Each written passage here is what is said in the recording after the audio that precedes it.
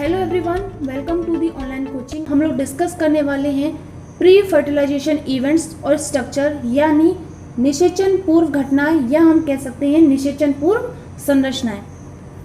Basically हम सभी जानते हैं कि जो प्लांट होता है यानी जो पादप होता है वो पुष्प को ग्रहण करने से पहले, यानी जब उसमें पुष्प लगते हैं उससे पहले उसमें कुछ परिवर्तन होते हैं, यानी उसमें कुछ चेंजेस आते हैं। और वो चेंजेस क्या होते हैं, जैसे उसमें कुछ हार्मोन्स का रिलीज होना, ठीक है, पुष्प क्रम या कक्षस्थ कलिकाओं का बनना, तो ये सब उसमें क्या होते हैं, परिवर्तन होने लगते हैं।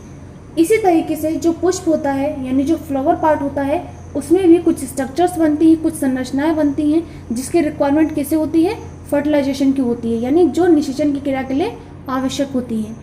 ठीक है, जैसे मेल और फीमेल रिप्रोडक्टिव ऑर्गन्स का बनना, यानी नर और मादा जनन अंग का निर्माण होना, जिसमें जायंग या गाइनोशियम मादा भाग का और पुमंग या एंड्रोशियम नर भाग का प्रतिनिधित्व करते हैं। ठीक है, इससे पहले वाली वीडियो में हम लोगों ने पढ़ा था पार्ट्स ऑफ फ्लावर, यानी पुष्प के भागों के बारे में। जब हम लोग अध्ययन कर रहे थे तो हमने देखा था कि एक पुष्प में जो जायंग वाला पार्ट होता है, जो गाइनोशियम होता है, वो फ्लावर के बिल्कुल सेंटर में होता है।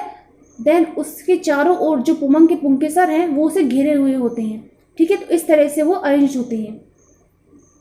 तो नर और मादा जनन अंग है तो उसमें गैमेट्स का फॉर्मेशन होगा, क्योंकि आगे चल के जो गैमेट्स होंगे वही क्या करेंगे, फर्टिलाइजेशन करेंगे। तो निषेचन पूर्व घटनाओं में हम लोग क्या पढ़ने वाले हैं, युग्मकों की निर्माण की क्रिया को पढ़ने वाले हैं। युग्मक के निर्माण की क्रिया को हम लोग समझेंगे, क्योंकि जो गैमेट्स होते हैं वही क्या होते हैं, उन्हीं का मेन रोल होता है इन दी प्रोसेस ऑफ फर्टिलाइजेशन। क्योंकि निषेचन की क्रिया में युग्मक का ही क्या होता है, योगदान होता है। तो इसमें दो क्रियाओं के बारे में हम लोग समझेंगे, लघु बीजाणु जनन और गुरु बीजाणु जनन। जो गैमेट्स होते हैं वो टू टाइप्स के होते हैं। ठीक है, मेल और फीमेल गैमेट, यानी नर और मादा युग्मक। तो नर युग्मक के निर्माण की क्रिया को हम कहते हैं लघु बीजाणु जनन। उसी तरीके से मादा युग्मक के निर्माण की क्रिया को हमने क्या कहा है, गुरु बीजाणु जनन या मेगास्पोरोजेनेसिस। ध्यान दीजिए, लघु या माइक्रो हम लोग यूज करने वाले हैं मेल के लिए, और गुरु या मेगा यूज करने वाले हैं हम लोग फीमेल के लिए। मेल को इस साइन से दर्शाते हैं और फीमेल को इस साइन से। ठीक है, पुंकेसर यानी स्टेमेन। और stamen is a male reproductive part of the flower. जो पुंकेसर है वो एक नर जनन अंग है पुष्प का, जिसकी स्ट्रक्चर सभी स्पीशीज में अलग अलग होती है। यानी इसकी साइज की अगर बात करें, नंबर ऑफ स्टेमेन की अगर बात करें, तो ये सभी पुष्पों में अलग अलग होती है। A typical and angiospermic stamen is divided into two parts. एक प्रारूपिक पुंकेसर दो भागों में विभक्त रहता है, टू पार्ट्स में डिवाइड रहता है, जिसमें पहला पार्ट है इसका परागकोश या एंथर, और दूसरा है पुतंतु या फिलामेंट। जो स्टेमेन का सबसे ऊपर वाला पार्ट होता है, जो पीक वाला पार्ट होता है, उसे हम लोग परागकोश कहते हैं, जो कि एक द्विपालित व चतुष्कोणीय संरचना है। यानी परागकोश क्या है, द्विपालित संरचना है जिसमें दो पालियां होती हैं और प्रत्येक पाली में दो कोष्ठ होते हैं। यानी इस प्रकार से क्या है, एक द्विकोष्ठीय संरचना भी है। चतुष्कोणीय संरचना का क्या मतलब है, यानी जब हम इसकी टीएस स्ट्रक्चर को देखेंगे तो हमें कुछ इस प्रकार की संरचना देखने को मिलेगी, जिसमें चार कोने होंगे और चारों कोनों पे क्या होगी, लघु बीजाणु धानी यानी माइक्रोस्पोरेंजिया प्रेजेंट होगी। दूसरा पार्ट है पुतंतु यानी फिलामेंट, जो कि एक लंबा एवं पतला डंठल है। यानी लंबी और एक पतली सी जो डंडी है उसे हम लोग पुतंतु कहते हैं, जिसका कार्य अपने ऊपर परागकोश को बनाए रखना है, सादे रखना है। ठीक है, इसके ऊपर ही क्या होती है, परागकोश उपस्थित होती है, जो कि पुष्प के पुष्पदल या पुष्पासन से जुड़े होते हैं। परागकोश की आंतरिक संरचना, इंटरनल स्ट्रक्चर ऑफ एंथर। अब हम लोग थोड़ा डेप्थ में जाने वाले हैं कि जो परागकोश होता है उसकी इंटरनल स्ट्रक्चर क्या होती है। जब हम इसका क्रॉस सेक्शन करते हैं तो इसकी टीएस स्ट्रक्चर कुछ इस तरह से हमें देखने को मिलती है, जिसमें हम लोगों ने बात की थी कि जो परागकोश होता है, जो एंथर होता है, उसमें दो पालियां होती हैं। जब हम इसे बीच से कट करेंगे तो क्या होगा, इसमें हमें दो पालियां देखने को मिलेंगी, जिसमें प्रत्येक पाली में दो कोष्ठ होते हैं। ठीक है, प्रत्येक पाली में क्या होते हैं, दो कोष्ठ होते हैं, अतः ये द्विकोष्ठीय संरचना है। ठीक है, और ये क्या होती है, चतुष्कोणीय होती है, यानी चार कोने होते हैं जिसमें लघु बीजाणुधानी उपस्थित होती है, और ये दोनों ही पालियां यूजी की सहायता से कनेक्ट होती हैं। राइट, लघु बीजाणु जनन। लघु बीजाणु जनन यानी माइक्रोस्पोरेंजेनेसिस।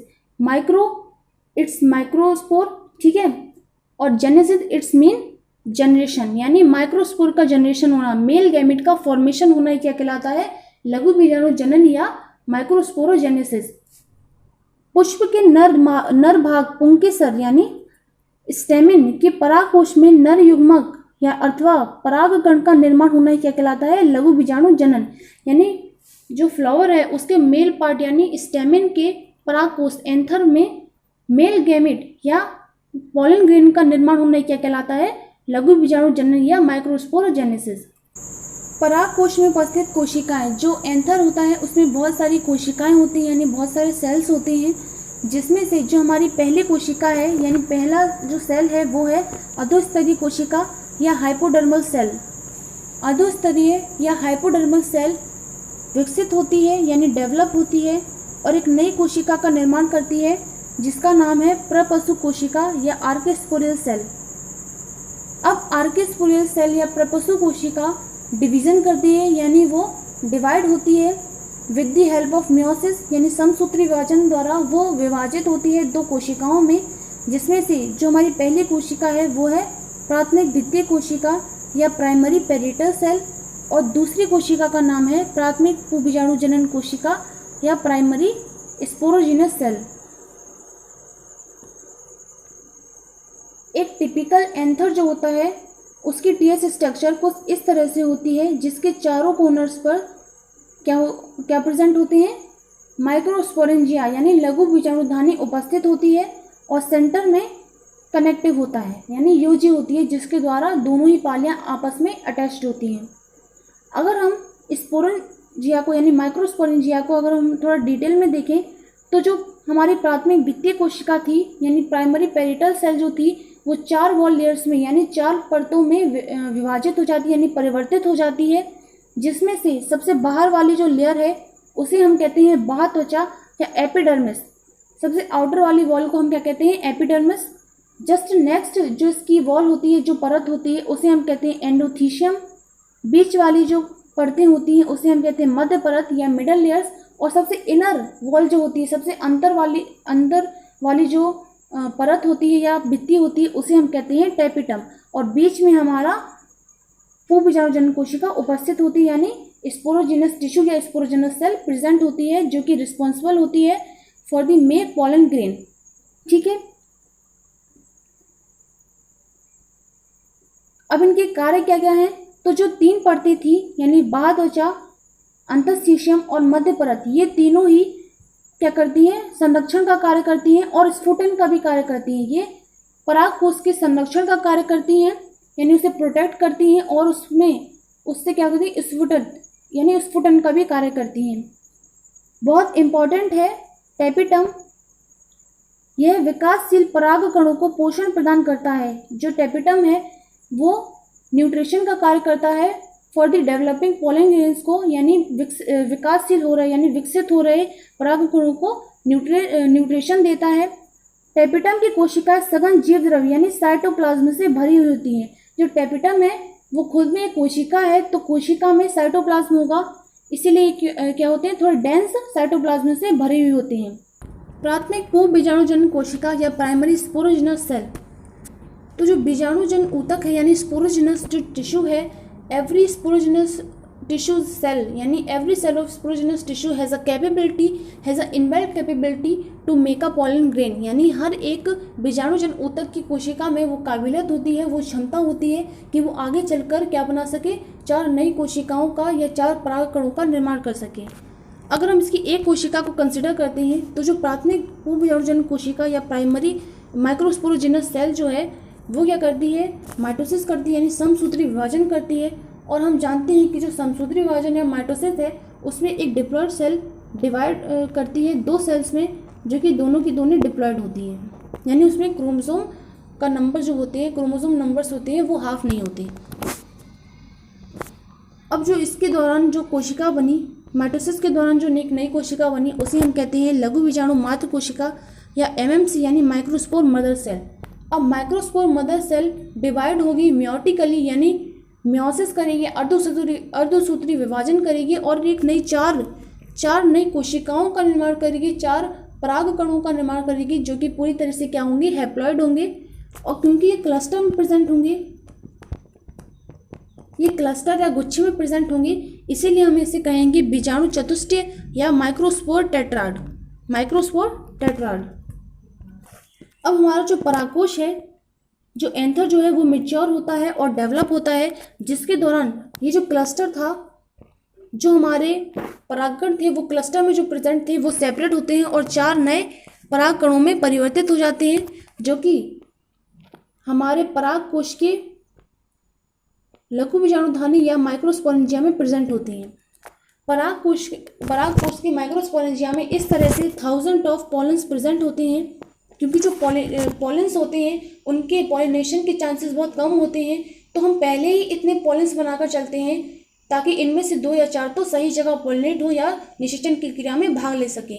परागकोश के मैच्योर होने के बाद जो लघु बीजाणुधानी है, जो चैम्बर्स हैं, वो क्या करते हैं, पॉलन सैक में बदल जाते हैं, यानी पराग पुट्टी में बदल जाते हैं, जिसमें ये परागकण क्या होते हैं, उपस्थित होते हैं और परागकोश की स्फुटन द्वारा ये क्या करते हैं, परागकण बाहर निकल आते हैं। परागकण की संरचना यानी स्ट्रक्चर ऑफ पॉलन ग्रेन, यह नर युग्मक उद्भव का प्रतिनिधित्व करता है। यानी जो पॉलन ग्रेन है, यानी जो परागकण है, वो एक्चुअल में क्या है, एक मेल गैमेटोफाइट है, नर युग्मक उद्भव है, जिसके अंदर मेल गैमेट प्रेजेंट होता है। ठीक है, एनसीईआरटी में जो एग्जाम्पल दिया गया है उसके हिसाब से अगर आप हिबिस्कस यानी गुड़हल के खुले परागकोश को छूते हैं तो आपके हाथों में एक येलो कलर का पाउडर लग जाता है, जो कि एक्चुअल में क्या होता है, परागकण होता है, यानी पॉलन ग्रेन होता है।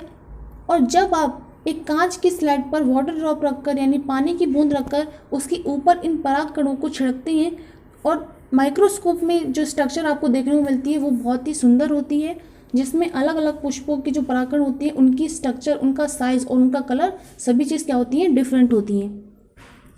जो परागकण है उसकी स्ट्रक्चर कुछ इस तरह से होती है, जिसमें 2 भित्तियाँ पाई जाती हैं।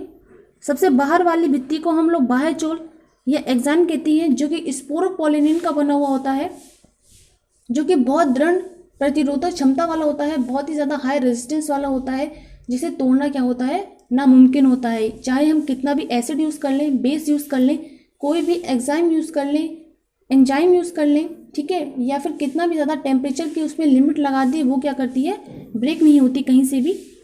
दूसरी जो परत है अंदर वाली, उसे हम कहते हैं अंतःचोल या इंटाइन, जो कि सेल्यूलोज और पैक्टिन की बनी होती है और जो कि क्या होती है, थोड़ी थिन लेयर होती है, यानी पतली भित्ति होती है, जिसे हम लोग आसानी से पार कर सकते हैं। बाह्य चोल में एक छिद्र पाया जाता है जिसे हम लोग जनन छिद्र या जर्मपोर कहते हैं, यानी इसी के सहायता से हम लोग अंदर प्रवेश कर सकते हैं। परागकण जो होता है वो खुद में एक कोशिका यानी सेल है, तो ऑब्वियसली इसमें साइटोप्लाज्म होगा। तो इसके सेंटर में क्या होता है, साइटोप्लाज्म होता है, जो कि प्लाज्मा मेम्ब्रेन यानी प्लाज्मा भित्ति से कवर्ड होता है। डेवलपमेंट ऑफ पॉलन ग्रेन, परागकण का विकास, तो कुछ स्टेप्स में है। सबसे पहले जो परागकण है उसमें डिवीजन होता है, जिसके दौरान उसमें वैक्यूल्स बनते हैं यानी रिक्तिकाएं बनती हैं, और ये आपका केंद्रक उपस्थित इसमें होता है। फिर इसमें एसिमेट्रिकल स्पिंडल बनते हैं, यानी जो स्पिंडल होते हैं, जो एसिमेट्रिकल स्पिंडल होते हैं वो रिस्पॉन्सिबल होते हैं for the segregation of chromosome, जिसमें क्रोमोसोम वो क्या करते हैं, दोनों साइड को भेजते हैं। ठीक है, जिसके फलस्वरूप वो क्या बनता है, उसमें 2 कोशिकाओं का निर्माण होता है, जिसमें से 1 cell will be very large and 1 cell will be very small, यानी एक कोशिका बहुत बड़ी होती है और एक कोशिका बहुत छोटी होती है। जो बड़ी कोशिका होती है हम उसे कायक कोशिका या वेजिटेटिव सेल, और दूसरी जो कोशिका होती है हम उसे जनन कोशिका या जनरेटिव सेल कहते हैं।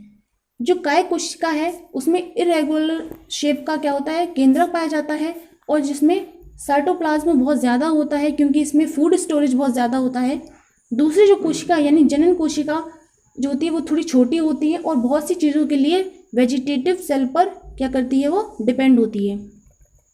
60% केसेस में जो परागकण है उसमें डिवीजन के दौरान 2 कोशिकाएं बनती हैं, वेजिटेटिव सेल और जनरेटिव सेल, यानी गाय कोशिका और जनन कोशिका।